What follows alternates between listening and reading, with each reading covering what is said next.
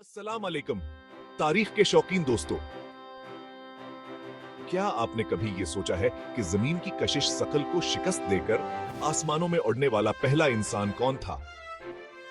तो आज चलें हम पहले उड़ने वाले इंसान की पर जोश दास्तान में गोता लगाते हैं। यह सब 19वीं सदी के आखिर में शुरू हुआ जब जरातमंद मौजूदावर बसीरत रखने वाले अफराद ने परिंदों को देखकर उड़ने का ख्वाब देखा। इन ख्वाब दिखने वालों में ओटो लेलिनथ हॉल भी शामिल थे, जो जर्मन इंजीनियर थे और बाद में परवाज के बानी के तौर पर जाने गए। ओटो को परिंदों के परवाज से बहुत मुतासिर थे और उन्होंने इसका बारीक कबीनी से मुताला किया। इनके मुशाहिदात ने इन्हें ग्लाइडर डिजाइना और बनाने की राह दिखाई। ग्लाइडर हल्के फल्के हवाई जहाज थे जो बगैर इंजन के हवा में सरकते थे। इनाच स्मडिसियत में ओटो लेलियनथॉल ने अपनी पहली कामयाब परवाज की और 80 फुट से ज्यादा की बुलंदी पर सरकते रहे।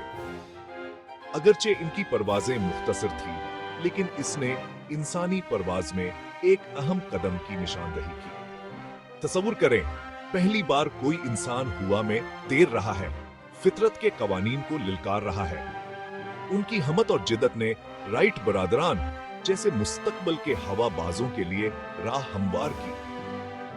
अफसोस खाउटू की हानिया एक अलमनाक मोड़ पर खत्म हुई। डिसआर्ट्स 1936 में अपने एक ग्लाइडर के परवाज के दौरान वह गर कर तबाह हो गए और महलिक जख्मों का शिकार हो गए।